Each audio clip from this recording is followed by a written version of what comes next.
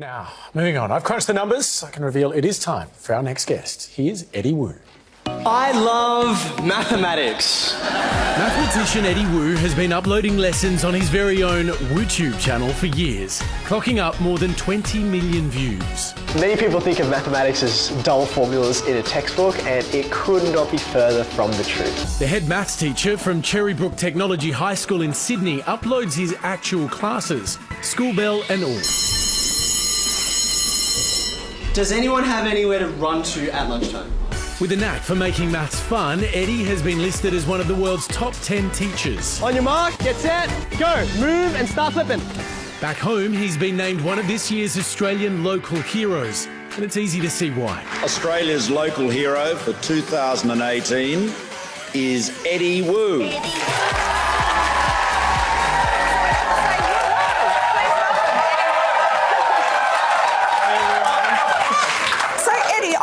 Can your love of maths be done in a quantifiable measurement? Oh, wow, Lisa. It's pretty tough to measure the infinite. But then again, I think some things maybe they're big enough that... You just got it, Tommy, thank you. They're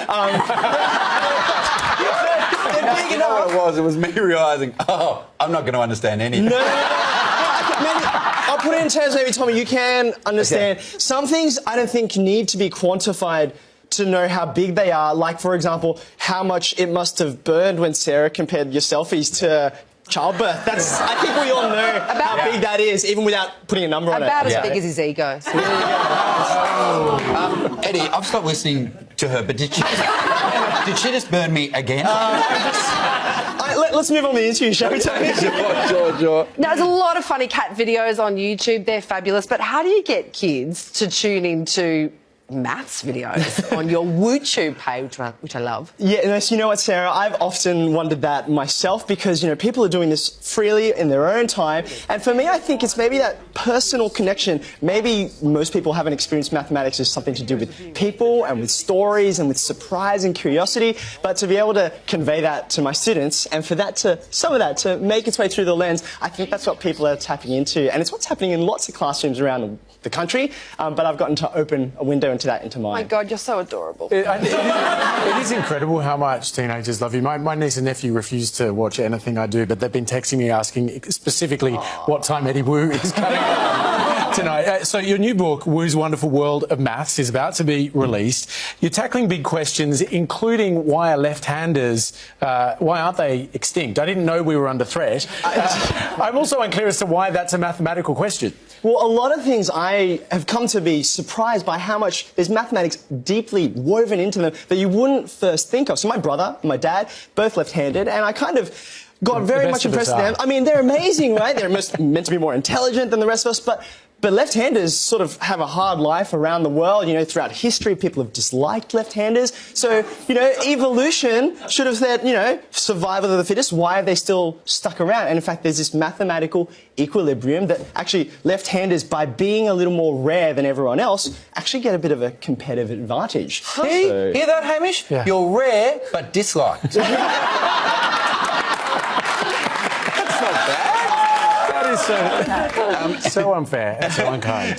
Some people are calling you the Kim Kardashian of maths. I'm assuming that's because you can balance a champagne glass. Yeah, no, look, I've never given it a go. I don't think my figure sort of goes in that direction. But for me, if people being positive and celebrating a subject which often hasn't been enjoyed by people around the world, if that's a new kind of stage that I'm going to, then I guess a comparison with Kim K, I can run with that. Are you getting recognised in the streets? Look, I will say, I have a fairly common face. Asian class, slim build. It's okay if I say it. It's all right. Bro, if I say it, I'm not on TV.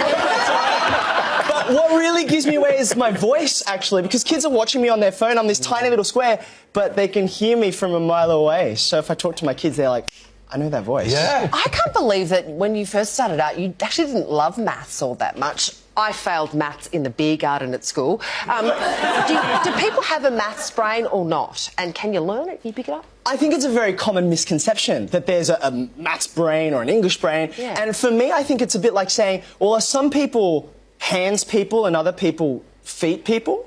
I mean, some people can do something amazing with a musical instrument, or what Serena can do with her tennis racket, and that's obviously a gift, but it's also been honed with time and practice. And, you know, I quite enjoy good sport. I reckon if I gave it a go, if someone like she could train me, I could improve in that way, and that's certainly been my mathematical journey. It wasn't something that came naturally in me, I had no affinity for it, but with time and patience and some great guidance, that's what's helped me grow in it. I thought you meant if you're into hands or feet. Because Hamish has got a foot there. But I wanted to quickly finish with a maths question. Yeah, sure. What's 2,742 times 68? Oh, I really have no idea. I'd call it around... Did you say 2,700? I don't ever remember. I don't know the numbers. Wonderful World of Maths is our Tuesday. Go and get it. And that's all we've got time for.